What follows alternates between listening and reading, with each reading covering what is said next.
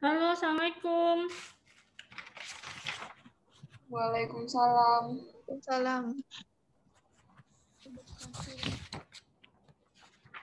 Sudah selesaikah menyimak materinya? Sudah.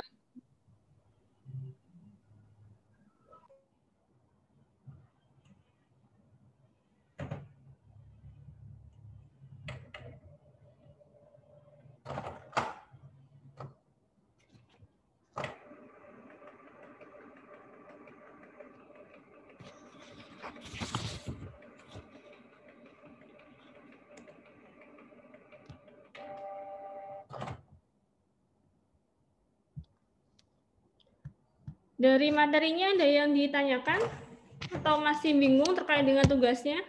Ini tugasnya terkait dengan pengalaman fermentasi ya. Jadi kalian diminta untuk menuliskan pengalaman kalian dalam mengkonsumsi pengalaman fermentasi. Jenisnya boleh, jenisnya apa aja, boleh yogurt, boleh tempe, atau misalkan sayur asin.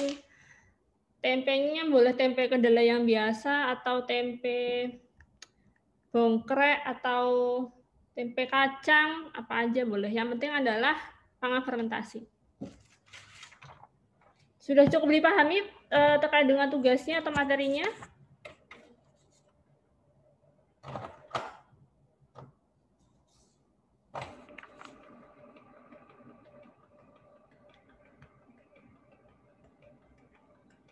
Oh, ini ada yang mau bertanya. Anissa, silahkan. Ibu, Assalamualaikum warahmatullahi wabarakatuh. Perkenalkan, nama saya Anissa Nurrahma. Saya mau bertanya terkait tempe. Tempe ini tadi yang dijelaskan kan ada 2 jenis dari bahan pembungkusnya, plastik sama daun pisang. Nah, apakah itu juga mempengaruhi umur simpan dari tempe? Terima kasih. Oke, ini Anissa bertanya terkait dengan tempe yang dari daun, yang dibungkus daun sama yang dibungkus plastik. Kalau terkait dengan umur simpan, enggak sih, sama aja sih. Kalau umur simpan, kalau terkait dengan bungkusnya nggak ada. Kalau umur simpan lebih ke kondisi lingkungannya ketika disimpan. Kalau misalkan disimpannya itu di suhu yang lebih dingin, misalkan di kulkas atau kalau suhu ruang tapi kondisinya dingin, dia tempenya pasti akan lebih lama untuk bisa disimpan. Tapi kalau misalkan setelah selesai fermentasi kemudian disimpan di suhu yang panas, misalkan seperti di Jember, baik tempe yang plastikan maupun yang dari daun, lama-lama juga pasti akan busuk, nggak gitu berpengaruh. Gitu sih Anissa. Kalau ini sih sepengamatan saya ketika pengamatan kemarin membandingkan antara yang tempe kedelai yang dibungkus sama plastik sama satunya sama yang dibungkus daun pisang. Kalau kondisinya sama, lingkungannya sama, tidak ada bedanya. Gitu. Nah, ini golongan apa ya? Golongan A, Bu. Oh iya, di golongan A. Tanggal 10. Yang lainnya mungkin ada yang ingin ditanyakan?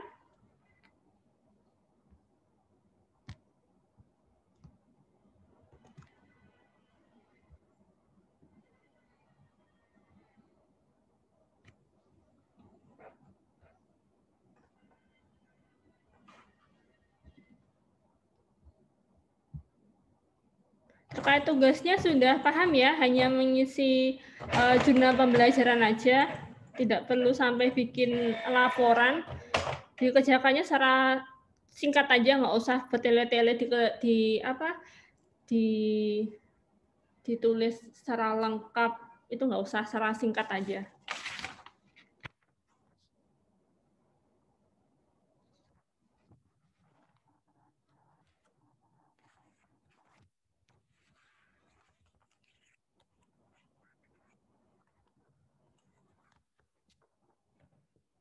Oke, silakan Fida.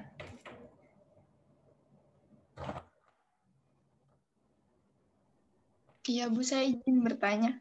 Oke, silakan. Untuk pembuatan tape singkong, Bu, suara saya jelas ya, Bu? Agak sedikit putus-putus. Gak apa-apa, nanti coba nanti saya ulang pertanyaannya. Untuk pembuatan tape singkong kan menggunakan ragi. Nah, kalau misalnya tidak ditambahkan dengan gula, seperti prosedur dalam video, ragi bisa membantu perubahan rasa dari dari singkong itu. Terima kasih. Vida nggak putus-putus, tapi saya ulangi pertanyaannya. Semoga apa yang saya tangkap itu sesuai dengan pertanyaannya Vida. Vida bertanya, di pembuatan tape, apakah perlu tambahkan gula? Kalau misalkan tidak, apakah pengaruh pada rasanya? Begitu nggak sih pertanyaannya? Kalau misal tidak ditambah dengan gula, apa dengan ragi itu bisa merubah rasa dari singkong itu tadi, Bu? Oke. Ya. Jadi ini, kalau misalkan tidak ditambahkan gula, singkong akan berubah rasanya, tapi memang tidak akan semanis bila ditambahkan gula. Jadi gula itu sebenarnya hanya opsi. Singkong aja, kemudian dikukus ya, tapi harus dikukus dulu. Kalau nggak dikukus dulu, soalnya nanti dia akan sangat keras, terus akan sulit untuk fermentasi. Dan ketika fermentasi, kalau misalkan tidak ditambahkan gula, raginya itu harus cukup banyak dan merata untuk ininya naruh raginya itu harus merata. Kalau nggak merata, nanti khawatirnya ada bagian yang sudah terfermentasi dan ada bagian yang tidak terfermentasi. Dan semakin banyak penambahan raginya, maka nanti fermentasinya itu juga akan semakin cepat, sehingga rasa manisnya itu juga akan semakin cepat terbentuk. Sekali lagi, kembali ke materinya di kuliah fermentasi yang hari Sabtu kemarin, jadi mikroba itu nanti akan menghidrolisis, akan memecah karbohidrat kompleks menjadi bentuk gula. Nah, gula-gula ini nanti yang akan digunakan mikroba untuk tumbuh. Makanya ada rasa manis pada produk fermentasi. Gitu. Kalau misalkan tidak ditambahkan gula dari luar, ya tetap akan bisa melakukan fermentasi, tapi tidak akan semanis bila ditambahkan gula. Gula ini pun hanya untuk membantu mikroba untuk lebih cepat tumbuh gitu. Gitu ya, Vida? Iya, Bu. Terima kasih. Oke, yang lain?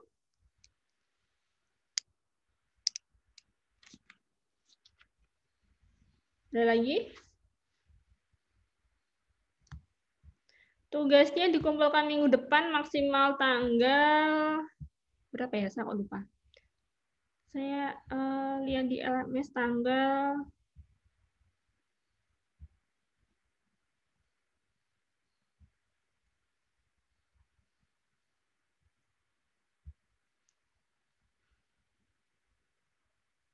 minggu depan itu pada tanggal berapa?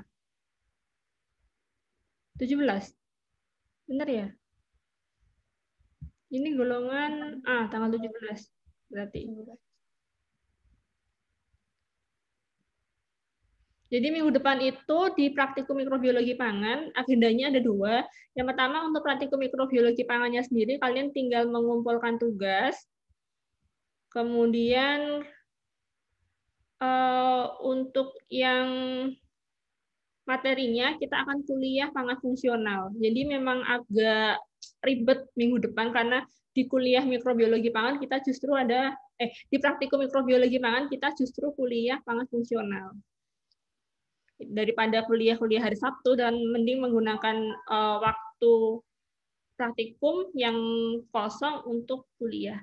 Untuk praktikumnya, untuk presensinya berarti 2 kali minggu depan. Nanti saya ingatkan lagi. Untuk yang hari ini jangan lupa untuk presensi. Tadi saya cek masih ada beberapa yang belum melakukan presensi. Coba saya cek lagi. Oke, Aulia silahkan. Kalau mau bertanya silahkan dibuka open mic.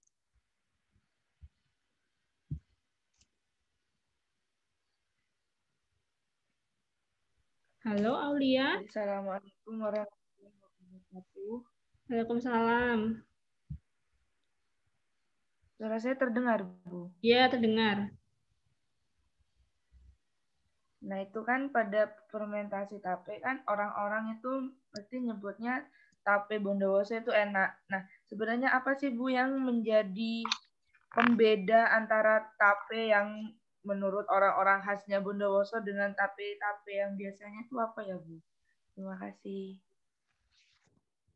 Oke, saya sendiri juga belum pernah melihat orang Bondowoso membuat tapenya. Jadi secara spesifik saya juga tidak tahu. Tapi bisa saja itu yang mengakibatkan beda itu ya banyak hal. Mulai dari jenis ragi yang digunakan. Mungkin orang-orang Bondowoso punya ini kali ya, punya ragi khusus yang dia berbeda dengan ragi-ragi tape yang lain. Di sini ada yang dari Bondowoso kah yang tahu produksi tapenya? Ada nggak? Yang saudaranya atau tetangganya Saya atau dari mungkin Bondowoso Bu, tapi nggak pernah tahu juga. iya mungkin teman-teman di sini loh yang teman-teman satu golongan ada yang dari Bondowoso dan tahu usaha tape yang di sana, mungkin tetangga atau mungkin orang tuanya atau pacarnya mungkin atau calon mertuanya mungkin yang punya usaha dan tahu. Nggak ada.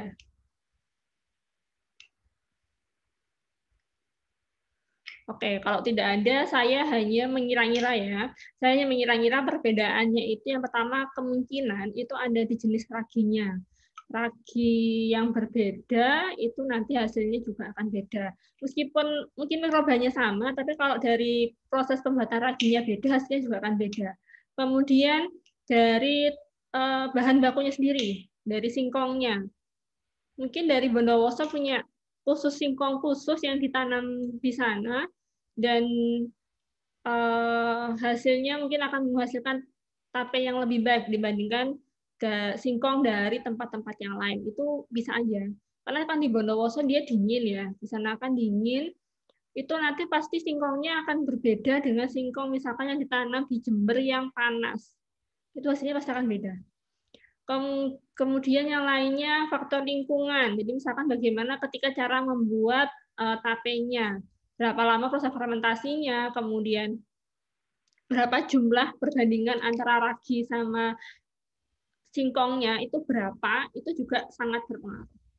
Gitu. Jadi mohon maaf sekali Aulia, saya kalau secara spesifik belum tahu juga karena saya juga belum pernah melihat orang-orang Bondowoso bikin tape. Tapi kalau secara keseluruhan dugaan saya sih seperti itu perbedaannya. Gitu ya Aulia. Ya Bu, terima kasih. Ini ada yang belum presensi. Aulia yang tadi nanya sudah ada presensi di LMS. Kemudian Iftitah ada kah? Di sini adakah Iftitah?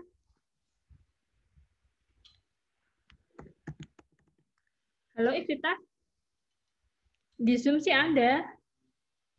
Tapi apakah dia sedang menyimak atau tidak? Halo, Iftitah bisa dengar suara saya? Kamu belum presensi di LMS soalnya.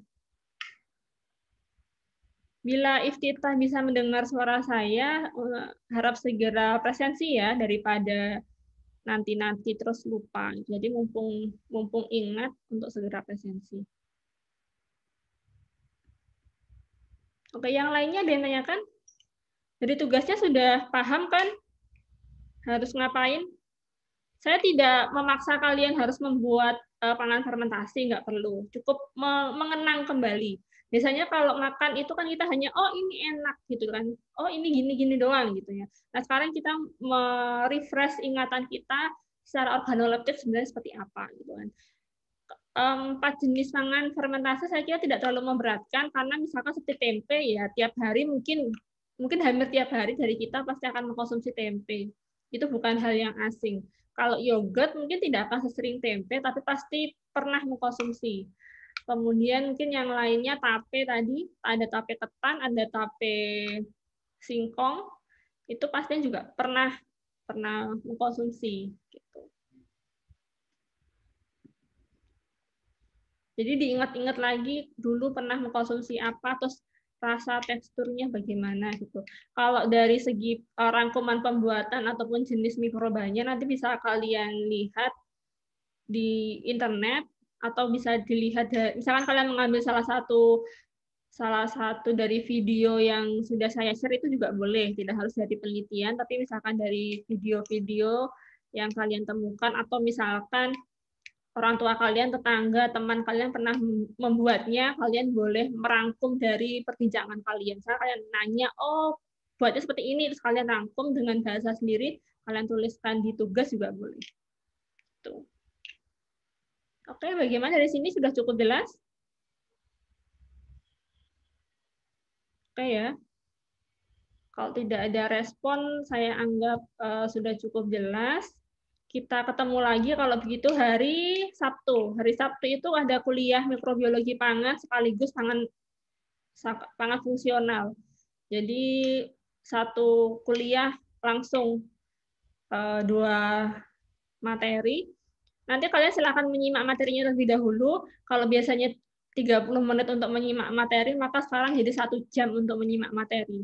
Ini golongan A dimulai jam 8, jadi kalian jam 8 sudah bisa menyimak materi, nanti untuk Zoom-nya kita diskusi mulai jam 9. Gitu. Terus minggu depannya masih ada, minggu depan selain praktikum mikro masih ada, saya lihat jadwalnya dulu.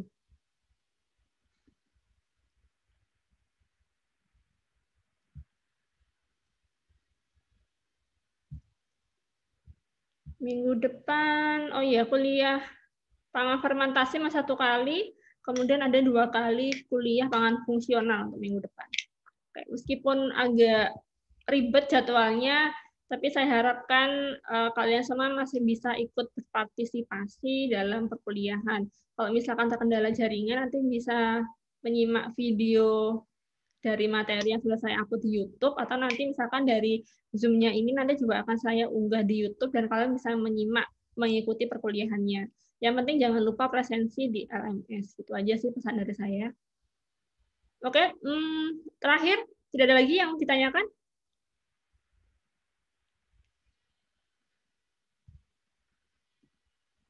Saya cek lagi. Iftitah, sudah presensi apa belum?